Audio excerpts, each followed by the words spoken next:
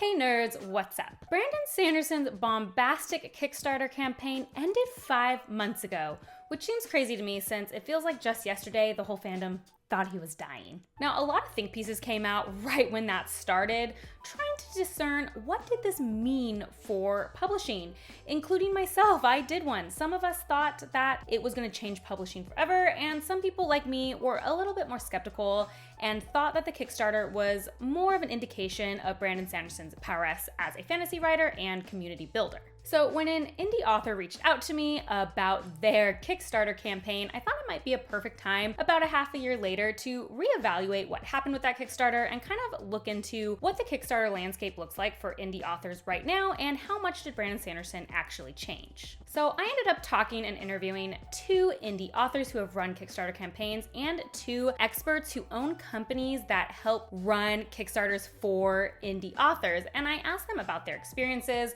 what they learned, and how they thought Brandon Sanderson really changed the landscape on Kickstarter for indie publishers. See you after the jump.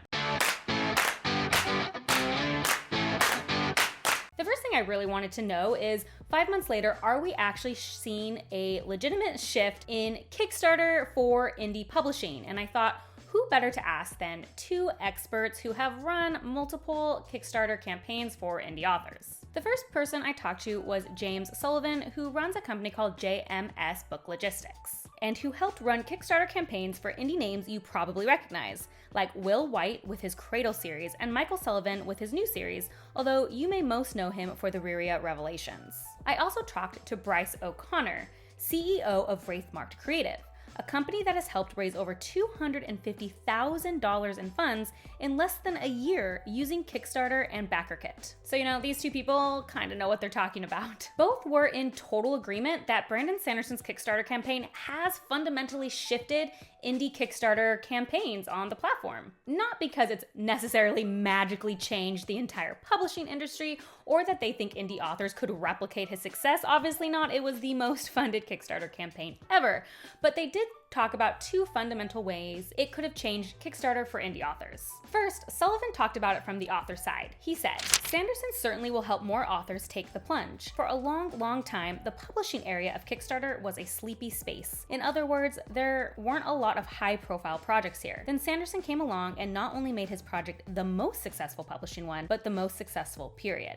That brings a spotlight that will open eyes. And I have definitely seen that just in the parts of the community in the indie publishing realm that I'm in. I feel like I've seen an increase in people talking about Kickstarter, or people who were on the fence before are feeling more willing to take the plunge and try to promote their books through Kickstarter. I also found something O'Connor said to be very interesting as well. He said, Sanderson's last campaign brought thousands on thousands of readers to Kickstarter who were not there before, which is hugely beneficial to every indie author out there. Not only did it make Kickstarter a known name in our communities, but it also means that there are thousands of speculative fiction fans on the platform now that you have an opportunity to reach and sell your product to. This was something I didn't think about before, but I actually think now recognizing it is probably the biggest single thing Brandon Sanderson's Kickstarter did for indie authors. Sanderson is a big enough name and has a giant fan base to the point where he was able to sway people to sign up for Kickstarter. Trying to get people to sign up for a website is a complete uphill battle and is a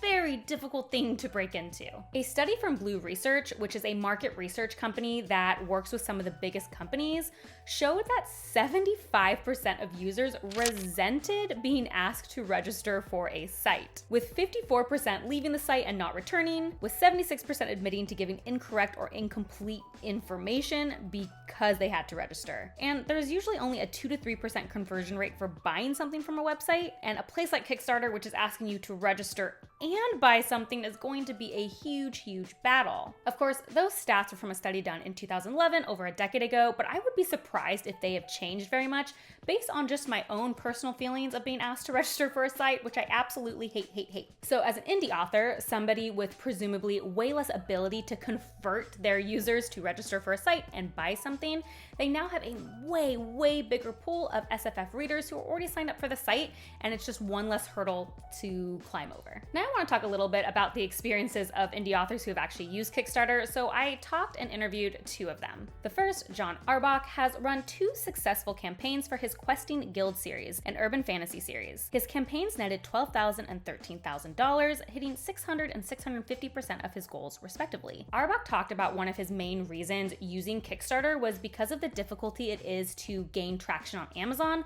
particularly if you are writing in a subgenre that doesn't get a lot of attention or gets pushed a lot on Amazon. He does admit that Amazon obviously is a huge help for indie authors in the way that they structure their selling, but the ability to catch on to that sort of like algorithm is very difficult, and one of the reasons he turned to Kickstarter. Additionally, as an indie author, you're going to have to sell your books at a much lower price point than some of the other big authors with publishing houses backing them, making it much more difficult to gain capital to keep writing or start your next project. So Kickstarter allowed Auerbach not only to gain a lot of capital up front in a lump sum, but also grow an audience. Amazon doesn't tell you or give you a way to contact people who are buying your book, whereas Kickstarter is kind of a built-in community builder because you can give them updates and you can have them come back for future Kickstarter campaigns. Additionally, Kickstarter allows you to bundle formats, which is going to be a way better deal for the people buying your novel. And Kickstarter also creates urgency to buy, since there is a time limit versus Amazon that when a book comes out, unless you're actually just like waiting for it to drop, probably don't have that same urgency. Auerbach said that his experiences were pretty much mostly positive, although he did want to mention that he vastly underestimated how difficult fulfillment would be. He had to wrap and package and mail over 200 books by himself and worry about those books getting damaged or lost in process, which would be money he'd completely have to eat. And I can say I kind of experienced that firsthand with my husband's books, who anytime you buy them, we package and wrap and send them all on our own. And that's a big task even without Kickstarter. The other author I talked to was Amanda Aller, who ran a campaign this year for her fantasy novel, Daughter of the Sun. Her campaign only made 70% of her goal, so unfortunately went unfunded. Aller's big goal was to be able to publish her book without dipping into savings, obviously something many indie authors face. And although it didn't end up working out for her, she says she doesn't regret doing it at all. She felt like it was one big advertising campaign and actually was able to raise funds outside of Kickstarter because some dedicated people who had donated still wanted to donate their money to her, so she was able to raise about $2,500 outside of her Kickstarter campaign to help her actually publish Daughter of the Sun, which is coming out October 4th, by the way. So even though there were different levels of success across the two campaigns, both authors said it was a very positive experience for them overall. So we've sort of been circling around it, but I thought it'd be really interesting to talk to our experts, Sullivan and O'Connor, about their opinions on what makes a successful Kickstarter campaign. And through their interviews, it boiled down clearly to two things: reach and professionalism. So first, have a following or be active in the community.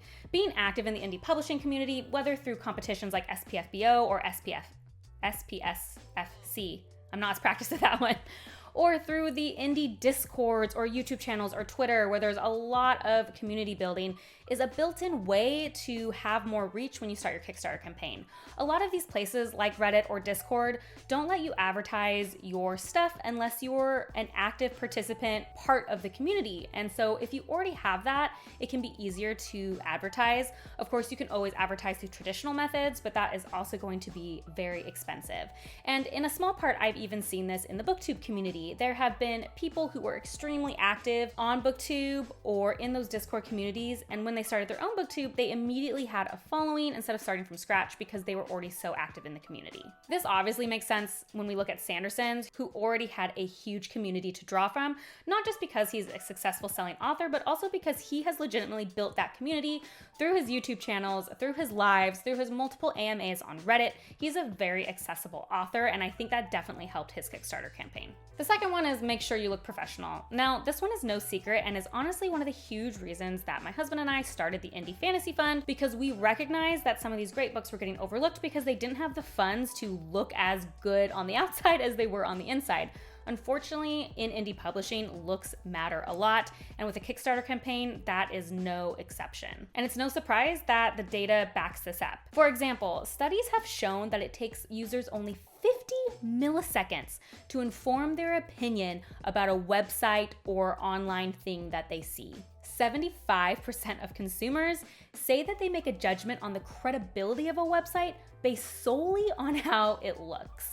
Now, these are websites, but it's gonna be the same thing for a Kickstarter campaign. You're gonna go there, and within 50 milliseconds, people are gonna make a judgment on whether this is professional enough to be legit. I thought O'Connor broke it down into specifics that were very useful. He said you don't have to hire pro people, you can use your phone, but there are tips to make all those things look more professional. He talked about using filters that you can find online to make all of your photos match and look more presentable and a little bit more polished. He talks about how much free art there is out there that you can use for commercial purposes, and that using art for banners and other elements rather than just text is also going to make you look more professional. Talked about making a video for your campaign, and even if it's just on your phone, make sure you memorize the script so it looks like you're used to being on screen and just adds that little bit of professionalism. Obviously, big authors like Sanderson, when they do a Kickstarter, have professionalism on their side because they literally have teams of people hired to do just that.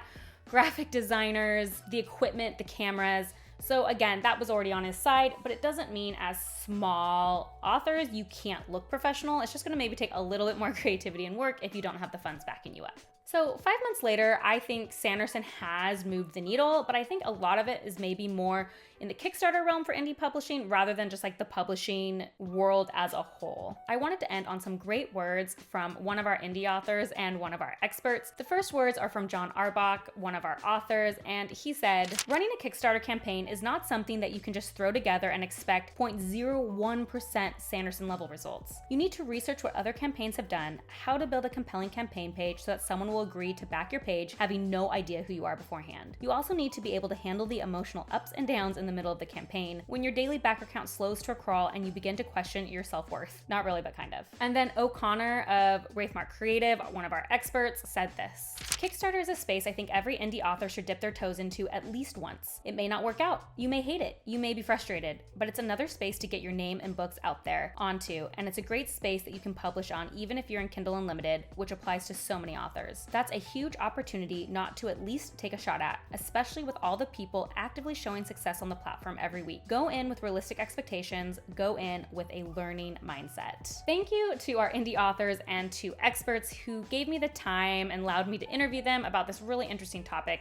And if you want to support some indie authors and if those books sound interesting to you, you can go check out John Arbach's Guild of Tokens, which I obviously linked below, and Amanda Aller's Daughter of the Sun, which is coming out soon, and I also linked below. And an extra thank you to John, who gave me the inspiration for this video. You can also check out our two experts with JMS Book Logistics and Wraithmark Creative if you think you need a little extra help in doing a Kickstarter campaign. Their companies are great and have helped a lot of people, so you can check them out as well. I hope you learned as much as I did. I don't know how many of you are going to find this topic interesting. I'm finding it endlessly fascinating the more I learn about indie publishing versus traditional publishing, and because I'm obviously such a big fan of Brandon Sanderson, it interests me how he is constantly trying to evolve and push the mold, and it's just something I kind of want to keep revisiting and see how things change. I do think we're on the cusp of some sort of publishing change, even though I don't really know what that is, so I'm interested in this journey over the next few years.